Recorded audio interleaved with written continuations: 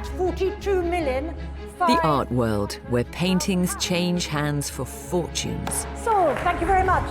But for every known masterpiece, there may be another still waiting to be discovered. This is it. International art dealer Philip Mould and I have teamed up to hunt for lost works by great artists. We use old-fashioned detective work and state-of-the-art science to get to the truth. Science can enable us to see beyond the human eye. Oh, my goodness. Every case is packed with surprise and intrigue. Is it, or isn't it a Freud, then? But not every painting is quite what it seems. Gosh, why didn't I notice that before? It's a journey that can end in joy. There is enough to support the conclusion that it is by Tom Roberts! Or bitter disappointment. I don't think it's a work by Gauguin. I'm very sorry. This time, we investigate a highly desirable Venetian view. But there are two possible artists in the frame. Could this be a work by one of the world's most renowned view painters, Francesco Guardi? Or the lesser-known Michele Marieschi? In a journey which takes us to some of the most glorious cities in the world. It is gorgeous. We'll decipher the clues hidden within the painting itself. Brilliant discovery. And use cutting-edge technology to uncover its secrets. You haven't left the painting anywhere to hide. But in a murky world where copies and imitations are rife, it makes me feel rather uncomfortable. can we do enough for this painting to win through?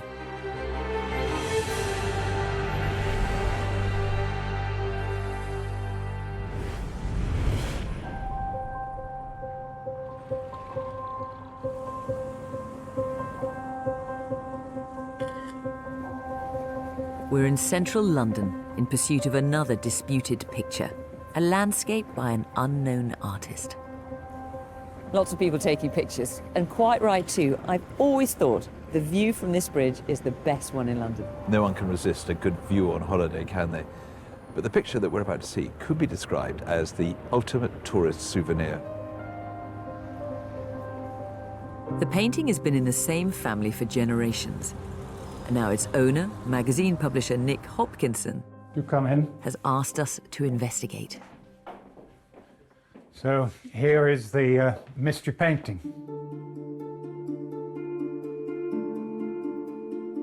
Gorgeous view of Venice, and I recognise that church. The Santa Maria del Salute. Yes, it's just lovely. So how do you come to have this picture, Nick? It was bought by my great-grandparents in Venice in around about 1880 when they were on a holiday there. It was then passed down to my mother, and on her death in 2006, I inherited it. That's a warmingly long family provenance, isn't it? Yes, and I hope it might continue. So how can we help? Well, I would really like you to be able to tell me who painted this picture. Over time, it's been considered to have been painted by a number of different people. Early on as a Guardi, then a Marieschi, and there's still debate. Francesco Guardi and Michele Marieschi are both known for their paintings of Venetian views. In the 18th century, they were both contemporaries of the most famous view painter of them all, Giovanni Antonio Canaletto. But confusion reigns, partly because these artists only sign their work very occasionally. Is there anything that will give us a start on this? Yes, indeed. Shall we turn it round? Yeah, can we have a look? There are two labels on the back fixed to the painting in the early 1900s when it was lent to the Royal Academy by my great-grandfather. And the odd thing is that this label ascribes it to Marieschi, and the one on the right talks about it being as a Guardi.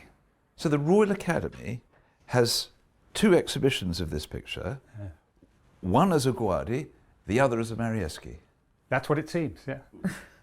Just to add to the muddle, the Marieschi on the label is Jacopo, not Michele. Should we turn it back? Yep.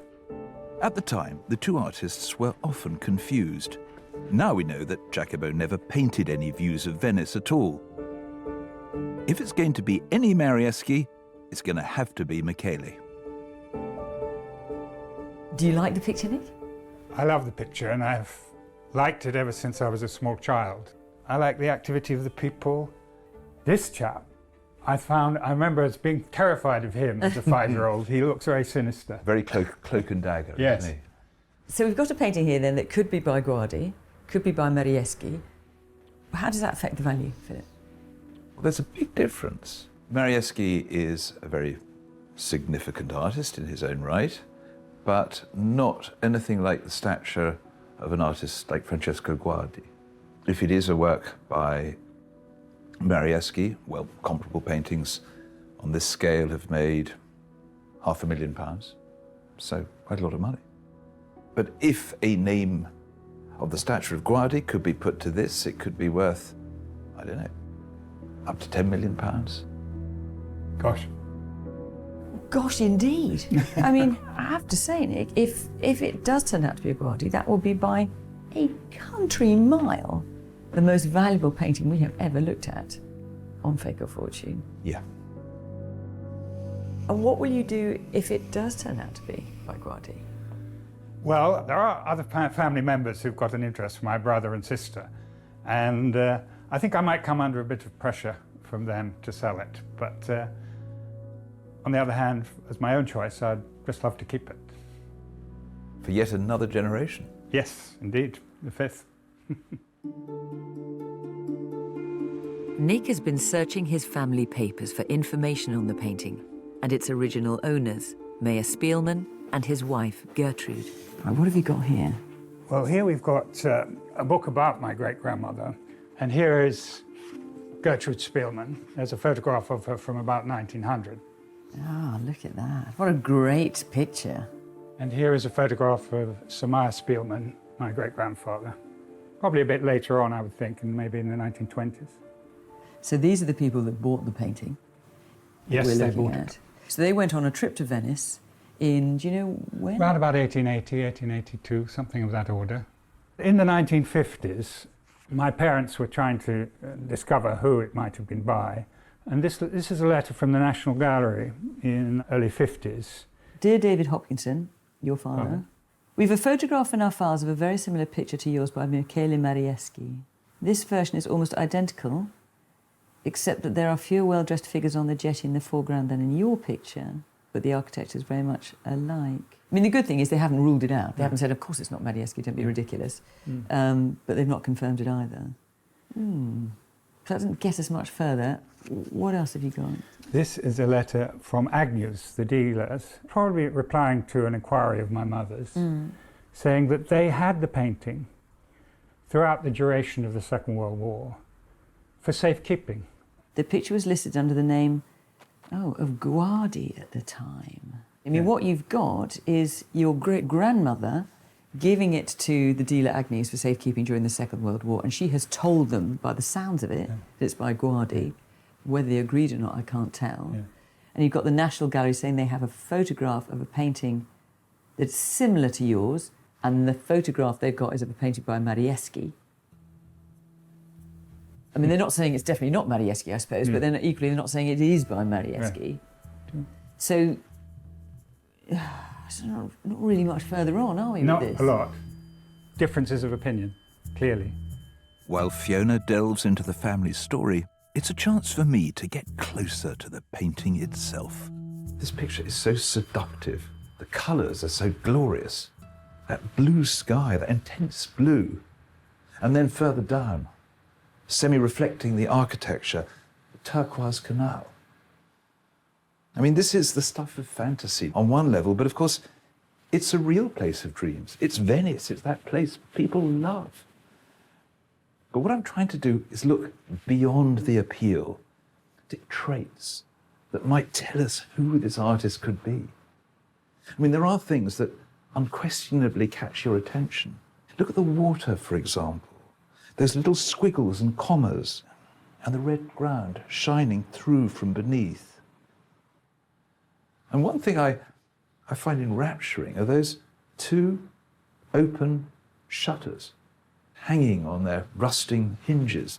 I mean, this is an artist who's really observed what's going on around him in Venice. Not just the grandeur and the formality, but also the scruffy, informal moments. And are any of these characteristics ones that you would find in Marieschi or Guardi, the two artists, the two front runners at this stage?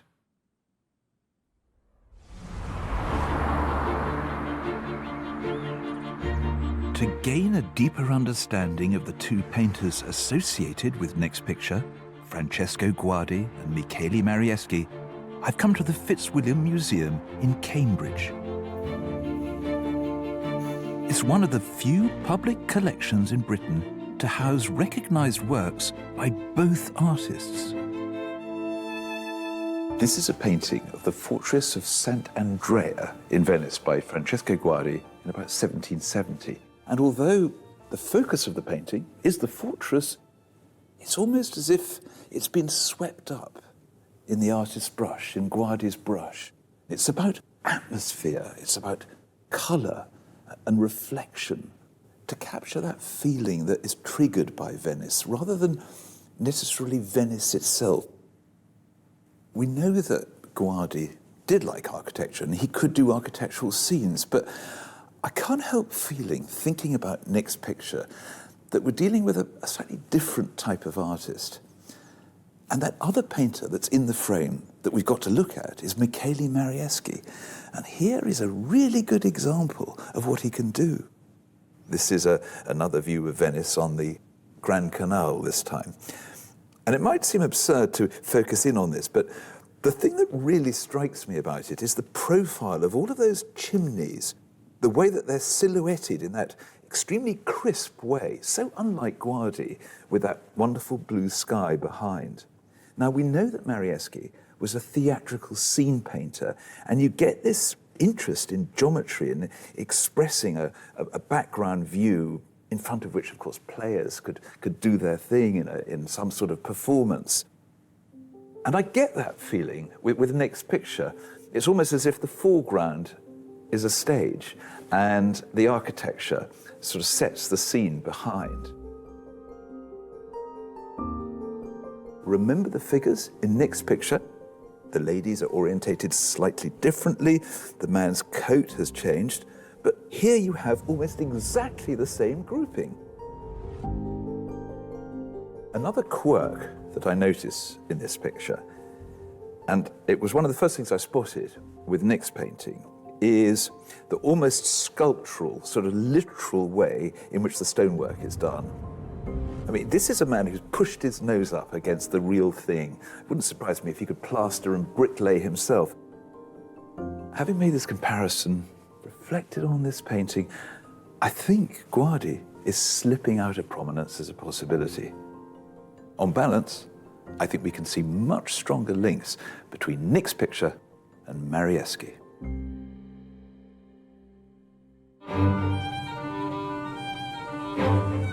We need to understand more about the world of the view painters. And we've come to the place that inspired them, Venice. We're traveling to the Basilica of Santa Maria della Salute. Designed by Vincenzo Scamozzi in the 17th century. With its iconic dome, it was one of the great emblems of the city. And there is our church. Oh, look at that. So familiar from the picture, but seeing it in real life for the first time, it's magnificent. It's gorgeous. Beautiful. It's a site every bit as popular with today's tourists as it was with visitors in the 18th century. But we're in search of the exact view of the Salute as it appears in Nick's painting. It's quite a stirring thought that we must be standing pretty close to where the artist must have been. I think the exact spot, close enough. Here in the painting, it seems to recede a little bit, and here it just stands out, and you feel so close to it from this position. And it's so dramatic. But what's so wonderful about this is that just standing here, it's like we've stepped back through the centuries. Because this scene in terms of the buildings, hasn't changed that much. I mean, Restoration work has gone on, but you can see everything that was here at this time is still here. I mean, what the artist has done is slightly compressed the scene, or almost added a bit of, sort of dramatic license compared to the real view.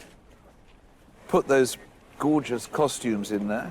All we need, Fiona, is for you to dress up like that, and you to put on a hat like that and a mask. you know you want to get the old glad rags outfit. That's so you. I mean, I can see why, in the 18th century, if this is when your picture was painted, what a perfect thing to bring home. I mean, every time you looked at it, your mind would go back to here, to Venice, wouldn't it?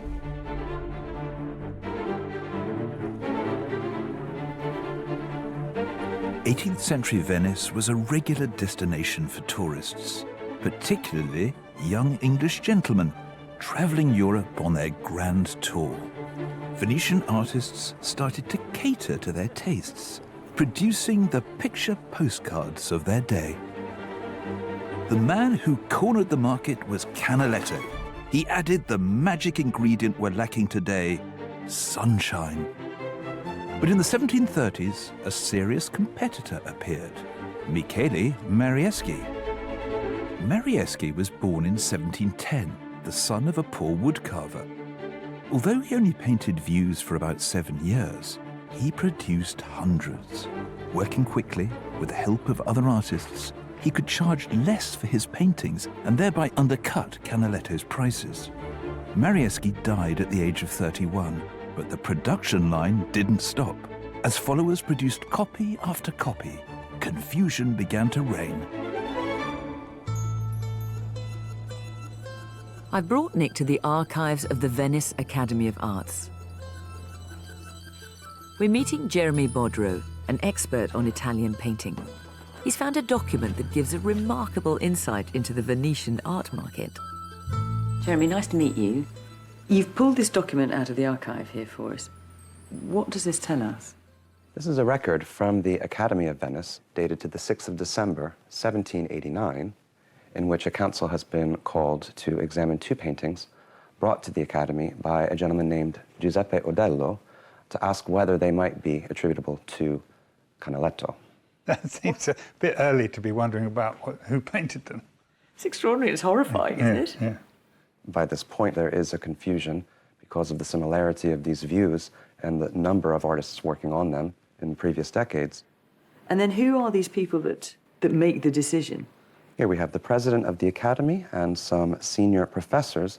One name jumps off of the page, and that's Francesco Guardi, another important view painter. Oh, we know that name. Yeah. So they're basically telling us here that they have unanimously confirmed that these paintings are not by Antonio Canaletto, but instead from the school of Michele Marieschi. And they're fortunate to have Francesco Guardi on the panel because even though he's quite old at this point, he's only 2 years younger than Marieschi, so he would have known him in his youth and be able to provide authority to the attribution of the school of Marieschi. I mean, this is sort of the fake or fortune of its time, isn't it? Because we're doing exactly the same thing. We are looking at these names, at Guardi, at Marieschi. I mean, the coincidences are just extraordinary, aren't they? And the owners were trying to prove it was a Canaletto. Yes, so instead of Giuseppe Odello, they should have had Nick in there. Sadly, we haven't got Guardi to come along, so well, actually... Well, it wasn't me. Yeah. It's no wonder the Venetians were confused. These pictures were never intended for an Italian audience. They didn't regard them as serious art. As quickly as the views were painted, they were shipped off to buyers abroad.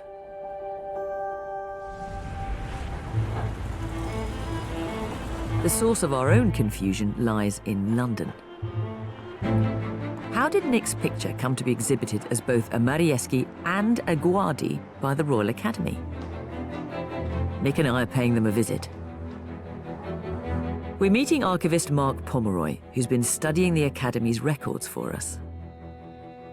Mark, I wonder if you can help us with a bit of a conundrum on the back of Nick's painting.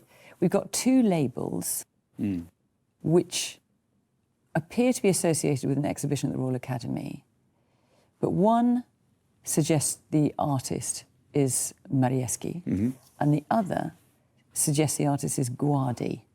So we don't really know what to make of that. Well, I can see immediately that you've got two different types of document, only one of which is actually a label. And in fact, we've got a surviving original here from the very first exhibition in 1870. So it's got the same frame around it there, look. Do you want to read that out? Yes. And then it says name of artist, and then title of work, and finally it says this label is to be affixed to the back of the frame, not the canvas of the picture. I like that.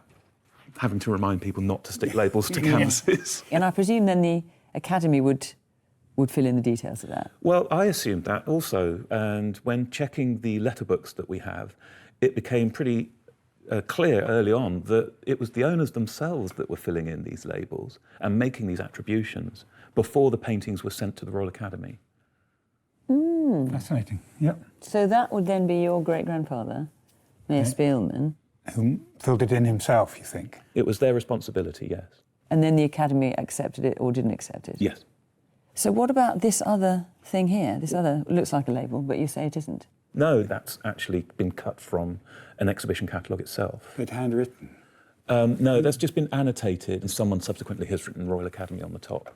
So Can we do have a copy of the catalogue of the 1908 exhibition. Do you want to compare these two then? So this one says... A scene in Venice, view looking across the Grand Canal to the Church of the Salute. And painter Marieschi. So that means they had no doubt then? Yeah, well, yes. I think the fact that it was exhibited as a Marieschi is pretty good proof the Academy was sure in its opinion. Why do you think your great-grandfather would have put that? Well, I really don't think he was the sort of person that would make it up, so he must have genuinely thought it was. Yeah. And his brother was a very famous art historian, so Isidore Spielman, he must have consulted.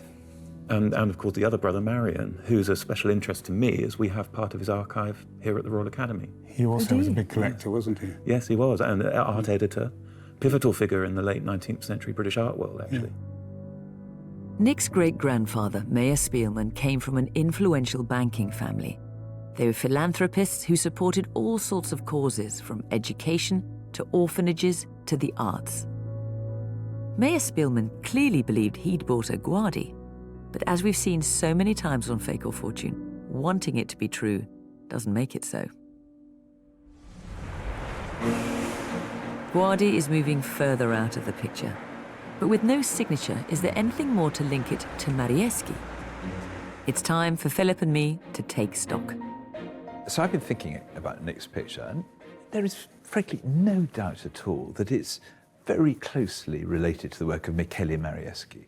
And of course we know it's not Jacopo Marieschi, because we now know he didn't paint views at all, whereas Michele Marieschi absolutely specialised in that. Yeah, and also this view of Salute is unquestionably one that, really got to him. He did at least 7 versions. But have a look at this painting, which is right at the end of Marieschi's career, 1740-41 at the Art Institute of Chicago.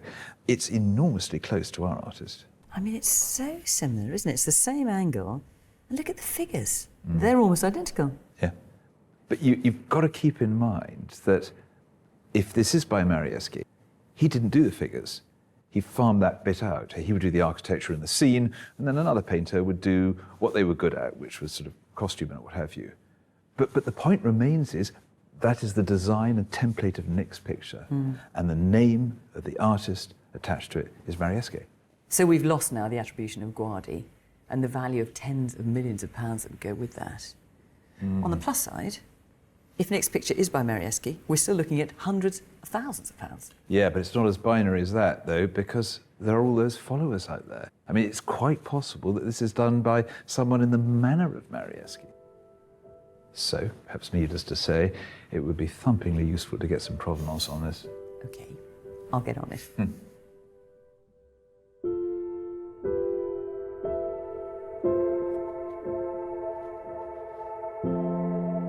I've been looking for information on Nick's family, and I've come across something intriguing. I found out that Meyer Spielman's brother, Marion, worked for a number of art magazines, including one called The Connoisseur. And I've got a copy of it here from 1907. And in it, there's an article called In the Sale Room. And it talks about a sale. Now, this is interesting. on Saturday, February the 2nd, a sale at Christie's, which includes a painting by J. Marieschi, a view on the Grand Canal, Venice, facing the Santa Maria della Salute, with gondolas and figures. Sound familiar?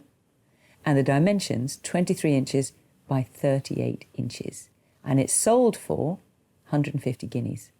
And in today's money, that's £16,000. So that's a pretty hefty sum.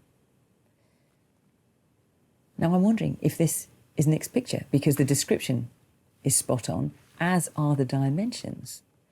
The only thing is, if this is right about a painting in 1907, that must mean that Nick's story of his great-grandparents buying the picture in Venice in the 1880s must be wrong.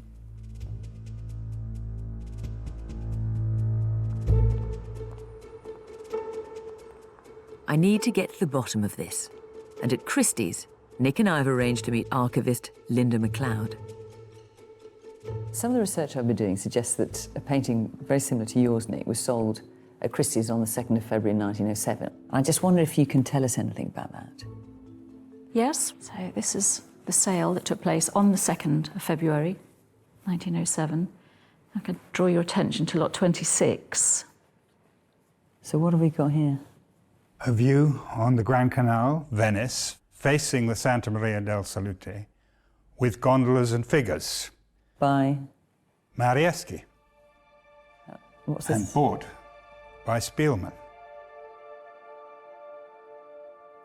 By your great-grandfather. What's that about? So that means that this painting was sold here at Christie's? It was, but he actually bought it for £157, 10 shillings. I'm absolutely flabbergasted by that. and a real shock, and something that I'd never ever heard of, because the family history was that it had been bought by them on their visit to Italy in around 1880. So this is a total surprise to me. Instead, yeah, it's almost 30 years later in London. Yes. And a year later, he described it as a Guardi when he lent it to the Royal Academy as a winter exhibition. So what was that all about? I don't know, but it makes me feel rather uncomfortable. What do you mean? Well, if he genuinely knew that it was a Marieschi, why put it up a year later as a Guardi? That makes me feel a bit strange. I mean, don't forget that Philip makes a living out of buying paintings that have been attributed to one artist, and then he proves it by someone actually rather more important, more valuable. So who knows? Yeah. What do we know about who your great-grandfather bought this picture from? We can see from earlier on in the sale catalogue, we have the owner's name, and here we have the gentleman's name. It's Gubbins. Major Gubbins, what a great name. And that number there, 374BD, is the Christie stock number, the inventory number, which hopefully should be on the back of the painting. I brought along an image of the back. Let me just make it bigger. Any picture passing through Christie's will have had the stock number applied to the back with a stencil. Ah, look. It's coming out 3, of the woodwork, is it? 7, Yes. 4, Right. and there is B, D, capital B, D. So what do you think of that? Well, that's completely unknown to me until I saw that. So there's no doubt that your painting is that painting. No doubt at all. No, that can't be disputed in any way. I've got the day book here from 1906/1907. So that's the list every day of the paintings that get given to Christie's to be put up for sale. Indeed. Here we can see Major Gubbins deceased. So this is the sale from his estate. From his estate. And the collection consisted of 47 pictures and drawings. So now we have a new name in the history of your picture. Major Gubbins. Do you know anything about him? I don't, I'm afraid, at the moment. I think we need to find out, don't you? Yes, that's the next step, I guess. Who was Major Gubbins, and where did he get the picture from? This evidence at Christie's has raised another problem. If the picture was bought in London, not Venice, then there's a possibility it might never have come from Italy at all. So what's this all about then, Philip? So I've been looking into the history of Venetian views, and it's fair to say that I have entered murky waters, in fact, a grand canal of murk. We know that copies were made for those eager tourists in 18th century Venice, but even with the death of the artist, the market was still very much alive. By the 19th century, no stately home was complete without its collection of views, known as canaletti, even if they weren't by Canaletto. And with demand so high, English artists began to paint their own versions. I've got here a bunch of images, some original 18th century paintings of Venice by masters, some 19th century copies, and it is your job to tell me the difference. Oh, right. So here we have two possible works by Canaletto, and yet another two, which is 18th century, which is a 19th century copy, and then our friend Marieschi. Oh. A genuine one, and then a derivative 100 years later. Right, okay. Well, this is a very well-known painting. So this is the original Canaletto, 19th century. This one I'm not so sure. Okay, so one of them is an unclean picture, because we don't want to make it too easy. Yeah. Okay, this one I don't really know. I think 18th century, 19th century. And then here, I would say Marieschi, 19th century copy.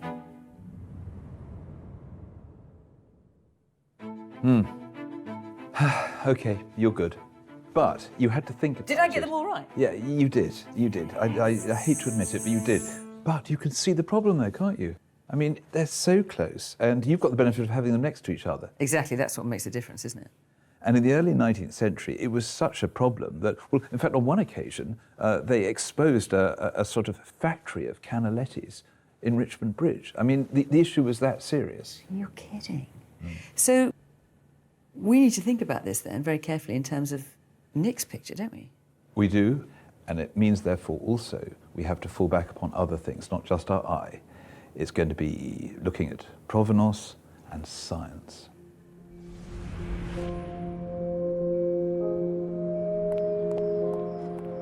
It's time to go to the Courtauld Institute to see if Professor Aviva Bernstock can help.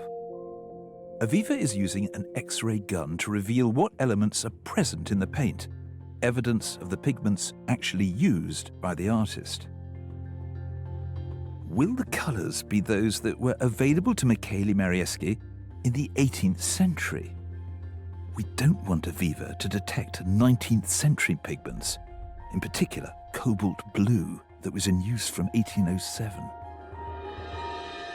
So Yes. this is a gun of truth. Yes, we can see which elements are present. So now I have to set up the analysis. So in the greeny blue of the water, and if there was any cobalt, there would be a big peak there and another small peak there, but there isn't. Okay, that's relief, that's progress. So what about the blue in that gorgeous jacket? Mm-hmm. Okay, this is the jacket. You can see that there's no cobalt present at all. There are no peaks here for cobalt. I would guess that this is Prussian blue pigment. Which is what we want to hear. It was certainly available in the 18th century. I see. So those 2 points on the graph are good news. Yeah. So perhaps I should look at the sky as well. If you would. Okay. Very similar, no cobalt blue, similar spectra to the last one for the jacket and also for the water. Using all the techniques at her disposal, mercifully Aviva has not found 19th century pigments in Nick's picture. But her analysis has thrown up a crucial new piece of evidence. There was something quite interesting in that in every area that I analysed, every spot on the painting, there was a lot of mercury and sulphur together. That's the mercury peak there, which really indicates the presence of vermilion, which is present in the ground underneath the paint film. Vermilion as in red? Yes, yeah. And indeed, vermilion is quite a poor dry in oil media. So if it's mixed with the ground underneath the paint film, and if the ground wasn't completely dry, then the paint that's put on top of that might crack more readily, and that's why you can see it through the cracks. Aha. So we have found another characteristic to add to the profile of this artist, a love of red with mercury. Yeah, it's true. Unusual.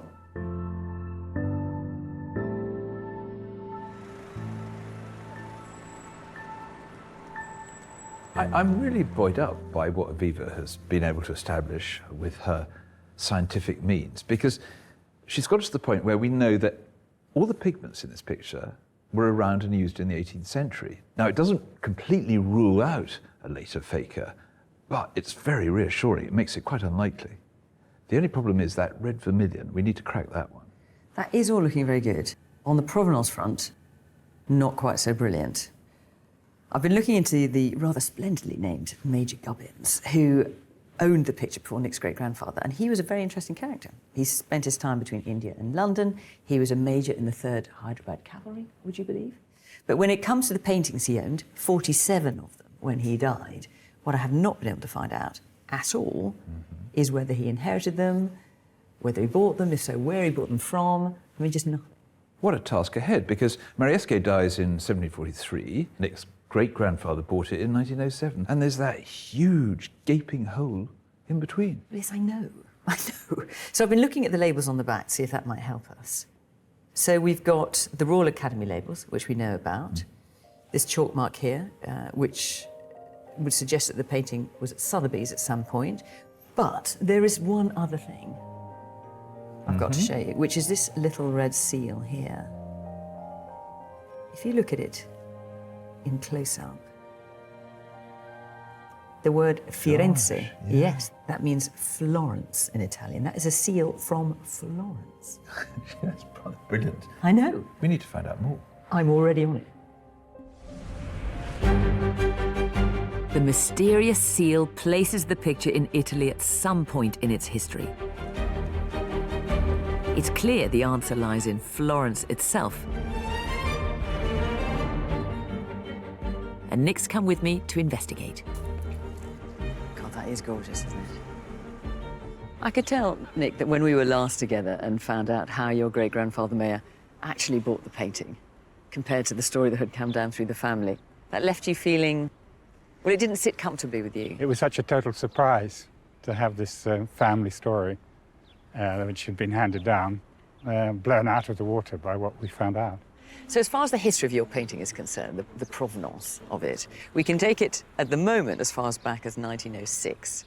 What we can't do is take it back to the 18th century when, if Marieschi painted it, that's when it would have been done. So that is a big gap. A slightly worrying gap, if you don't mind me saying. One thing that might help us is I don't know if you spotted it, there's a little seal on the back of your picture. I don't know if you've noticed this. I noticed that and wondered what it was. Well, you're about to find out, I hope. Because that is a seal from Florence, which is why we're here.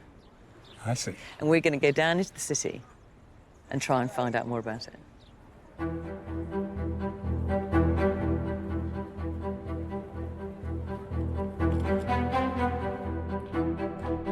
We're heading to the Florence State Archives, where art historian Jeremy Bodrow has been digging through documents for us, looking for the source of the wax seal. Well, I'm desperate to know what you've managed to find out about this seal on the back of Nick's picture. So here it is. Well, all I can see there is Firenze, so that's Florence. Anything else? That says the Magistrato Supremo di Firenze, or the Supreme Magistracy of Florence. The Magistrato Supremo was the highest court in Florence, founded in 1532. One of its major roles was selling off the property of bankrupt families. And this is where Nick's painting might have come into contact with the court. Gosh, that's extraordinary, isn't it? All these years you've looked at this, Nick. Yes, and just wondered how it was, you know. Was it a dealer seal or something like that. But that's fascinating. So what are all these documents here? These are the public announcements that were produced by the Magistrato Supremo from the 1780s and 1790s. This is a posting announcing an auction of property belonging to the Nuns of Mercy. Suore della Pietà. Yes, and you can see here that some of the tack still remains from how they posted this, either outside of City Hall, or the location of the auction, or perhaps the property itself. Presumably there are a lot of these documents, are there? There are, and I was able to look at a few of them. I was hopeful that there might be some inventory of paintings, but I have not found anything like that yet. And how long do you think it would take you to find it? Several years. We've got kilometers of material here in Florence that relate to this specific magistracy, so it would take a long time. But is there anything you can tell us that might help us? Well, this particular court has existed since the 16th century, up until 1808. 1808? And that is when this particular branch of the government is suppressed and no longer exists. So you've got a period there. You know, start and end. You can narrow down to a few decades in which it would be likely that this painting passed through Florence. Yeah. So in terms of it being a much later fake, well, unless someone's faked this seal, but that's very unlikely, it must have been painted before 1808, because 1808 is the latest date by which it could have been sold. Wow. So what do you make of that? Well, it just excites me again. So I should hope. That is a brilliant discovery.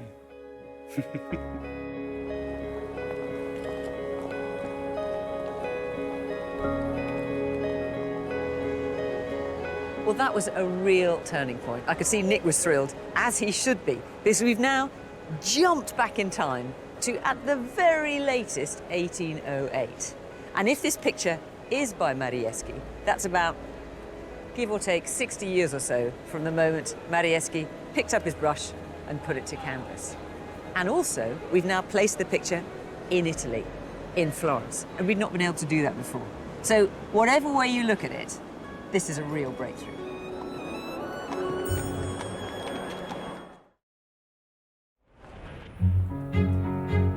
Back in London, we need to look deeper into the techniques in Nick's painting. And we've been given access to a revolutionary new piece of imaging technology, thanks to its inventor, Loic Baboulas.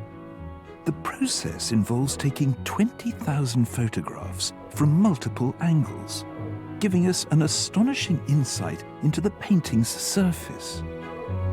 Understanding the way the paint has been applied could be crucial if we're to separate a genuine Marieschi from a copy. We've gathered at the gallery to see the results of the scan. It seems to me that we're in a pretty useful place. We've established that this picture has to be painted prior to 1808. The pigment analysis pretty well backs that up. Now, what have you subjected his painting to? So we created these unique images that you can interact with. You can change the viewpoint. Wow. You can change light direction. It really takes understanding a picture to the next level. And of course, could be very useful when dealing with the architecture. This one? Yeah. Okay, let's look at that. We've taken detailed images of the Marieschi from the Fitzwilliam Museum to allow us to compare the technique. What about the building work? Yes. The treatment of the walls? Well, in Nick's picture, you can see that the architecture has been blocked in, and then the paint has been smeared over it, a bit like a plasterer might do in real life. And I think you can see something not dissimilar, actually, with a known Marieschi. Well, here you can actually see the marks of the brush. It looks like a flared brush that's pushed the paint up the wall. Yeah, it's not quite like that on Nick's, but it's got this sort of impasto, hasn't it? The thick areas of paint. But it's an important and defining characteristic of Nick's picture, and I think it's quite useful. In fact, it's rather uplifting to see it in a known Marieschi. What about the figures? Let's look at those. So in the Cambridge picture, the faces are, you know, very, well, they're just not really there, are they? Just a sort of rough idea of faces. Sure. And what is really interesting is the same sort of quirky approach, the way that the figures are made up of fragments that from a distance rather magically come together. Yes, you can see it there. Yeah. What if we were to compare Nick's picture with the Marieschi of the same view that's hanging in the Art Institute of Chicago, though? It does seem almost like one and the same picture. But what I am noticing are differences in the composition. If you look in the top left, there is this pinky, sandstony looking tower. Now, that's not in the picture that we know to be by Marieschi in America. There's another marked difference on the right. The Church of San Gregorio, with its curved front, seems strangely misshapen in Nick's picture. The thing that strikes me overall, though, is that there's a precision and clarity in the known Marieschi in Chicago compared to Nick's. I mean, for example, look at the cupola. In the known Marieschi, you can see every tile on the roof, whereas this is a very sort of impressionistic view of it. I know. Luke's almost giving us too much information here. I know. I mean, what I am, though, coming to feel, particularly with the benefit of what Luke has just been able to show us, is that there are details in Nick's picture, ways of doing things in particular passages that I don't find exactly in other known works by Marieschi.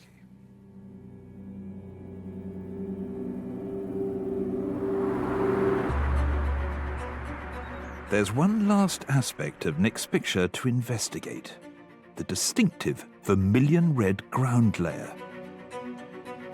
At the Courtauld, Aviva has taken a microscopic flake from the edge of the painting to reveal how the layers have been built up. The next step is to compare the results with a recognized work by Marieschi. So I've brought Nick to the Hamilton Carr Institute in Cambridge, who've conserved many important Venetian views, supervised by its director, Rupert Featherstone. So early on in this investigation, I went to see a really fine work by Michele Marieschi at the Fitzwilliam Museum. And I gather, Rupert, that over 2 decades ago, you had a long, hard scientific look at it. We did. And 1994, one of our students, postgraduate students, produced this volume, which tells you an awful lot about the Fitzwilliam painting. It's a very thorough piece of investigation. Well, this could be, I think, really valuable for us if we compare it to the analysis that Aviva has given us. Absolutely. And so what we'll look at first, taken from this, is an image of the Fitzwilliam Museum's structure, the ground structure underlying the paint. It looks more like a sort of brown, but it looks a reddy brown in real life. It's quite strongly red. Looks like a trifle. Well, it does. It does indeed. And then on top, what looks like the icing, this very thin, maybe a double layer of slightly off-white. So white with a red underlayer. Exactly. Sort of shining through. Yes. So this is very typical of the sort of mid-century Venetian technique. We think this is something that Marieschi went in for. Definitely, definitely. So the question is, what have we got in Nick's picture? This is a very different sort of cross-section. So we've got a thin layer of red, but above 2 layers, quite thick layers, of a white. The red is on top of the white. It's the other way round. Now, that's a very unusual feature. It's not something I've seen before. Yes. And what also transpired, that it contains vermilion pigment in there. It's an expensive pigment, and it's not normally used in your underlayers. You tend to keep that back for your bright red highlights. Does that date it more precisely? Not necessarily, because all the pigments that Aviva found in this painting were available throughout the 18th century. So there's nothing about the actual materials that's wrong, it's the way they've been put together. It's a worrying discovery. I'm keen to know if Rupert has found any other points of comparison. We've taken your X-ray that was done at the Courtauld. We also have X-ray details which were taken in the 90s from the Fitzwilliam painting. So here, for example, it's a lovely old bit of film. If you see the canvas weave is quite varied, it's quite coarse, there's a lot of distortion at the edges. So that's a typical not only of Marieschi, but Canaletto, Guardi, and other Venetian artists of the time. When we turn to the X-ray of your painting, you'll see that the weave looks a lot more regular. It's much more of a grid, and it doesn't have those big distortions at the corners. It's a bit difficult to see because of the stretcher, but it barely distorts at all. I can see a difference in the weave. It's still not entirely regular, but no, you're quite right. There is a distinction. The Wallace collection have a number of paintings from this period from Venice. We've been examining those very closely. And there are similar canvases to this. There are similar canvases to this, but actually on the English copies rather than the Venetian ones. I see. Interestingly. So does that raise the possibility of an English hand? It's only a possibility. Yes. Only a possibility. So what do you feel, Nick? Well, I'm encouraged it's not ruled out entirely as a Marieschi. We haven't ruled a Marieschi out, but we certainly haven't ruled him in. With oddities in the canvas weave and the layer structure, the scientific results certainly aren't encouraging. We've now assembled all our evidence. Provenance details from the Royal Academy and Christie's, that crucial Florentine wax seal, and the technical findings from the Courtauld and Hamilton Carr Institutes. We've done all we can, and it's time to go back to the gallery for the final verdict. Well, I was hoping we'd be in a slightly better place by now, if I'm honest. Loic's scan didn't quite get us where we want to be, and then the evidence you found isn't hugely encouraging either. The canvas weave doesn't quite work, and the layers aren't really what you would expect. So it seems that we're left with the thought that if this is a Marieschi, then it's not a normal-looking Marieschi. Well, this is as far as we're going to get, isn't it? So now it's over to the expert. Looks like it. The leading expert on Marieschi has seen our dossier. Now Nick has come to hear the verdict.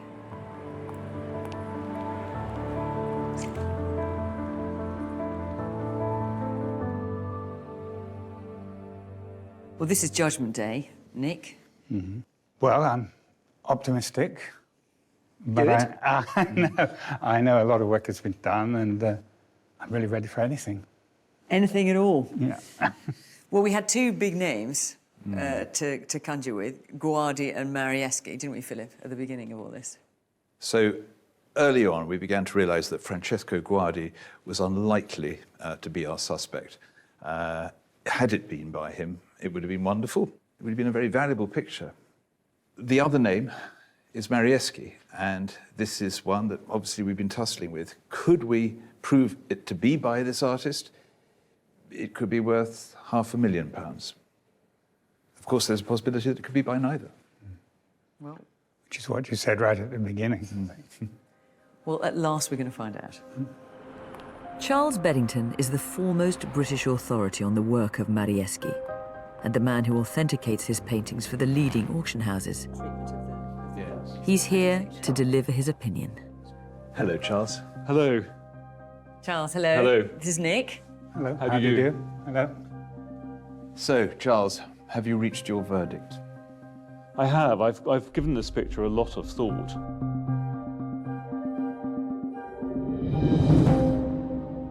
It doesn't have the distinctive touch of Marieschi or Guardi, both of whom are very individual and distinctive artists. I don't really feel that it would be likely to be generally accepted as by either. So hang on, so Nick is taking this in here. You're saying that Nick's picture is not a Marieschi? I fear not. It's a composition that was originally invented by Marieschi, but I suppose most of the paintings of this composition are by imitators. Of the same period, or? Yes, and either contemporary or slightly later. Gosh, how do you feel about this, Nick? Well, I'm You were saying disappointed, you were of course. optimistic. I was optimistic. But I do understand that there are so many possibilities. So if it's not by Marieschi, have you any thoughts as to who might have painted it? Well, my thought is that maybe it's by an English artist. Really? One detail which supports rather strongly the idea that the artist was not Venetian is the misunderstanding of this church, which has sort of become two different buildings, because whoever painted this hasn't really understood that this and that are part of the same thing. And that, to me, strongly suggests somebody who was unfamiliar with Venetian topography. And do you think that might explain the slightly strange layers that we saw beneath the picture, which seemed to be a bit back to front? Yeah, I think the artist is trying to sort of imitate the structure of the original without really understanding why. So for this to be English, that Florentine seal on the back that we got so excited about has to be in some way...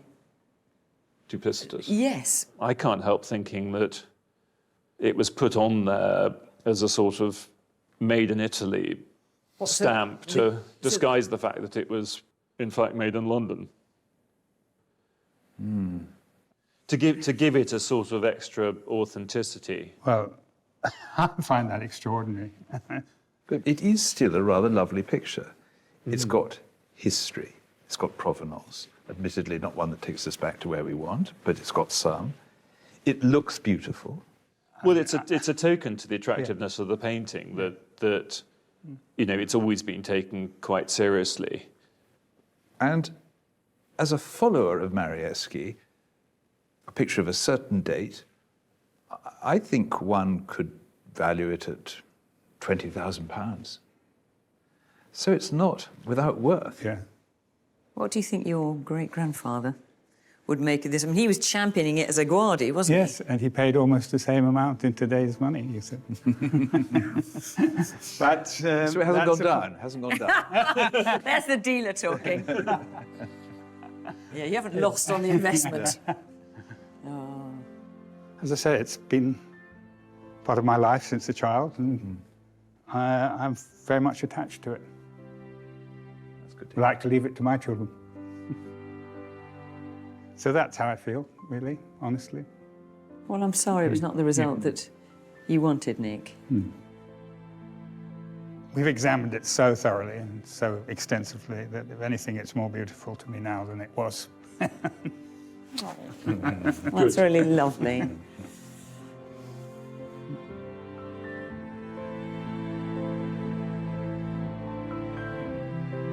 We've come so far from where we started, haven't we? If you think about it, Nick's great-grandfather thought he had a Guardi. He didn't.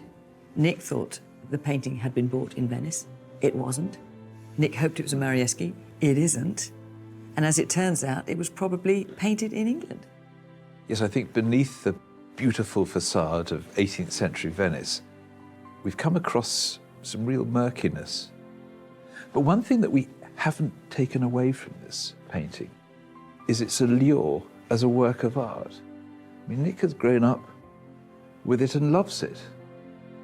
And whatever we've thrown at it, he still thinks it's beautiful.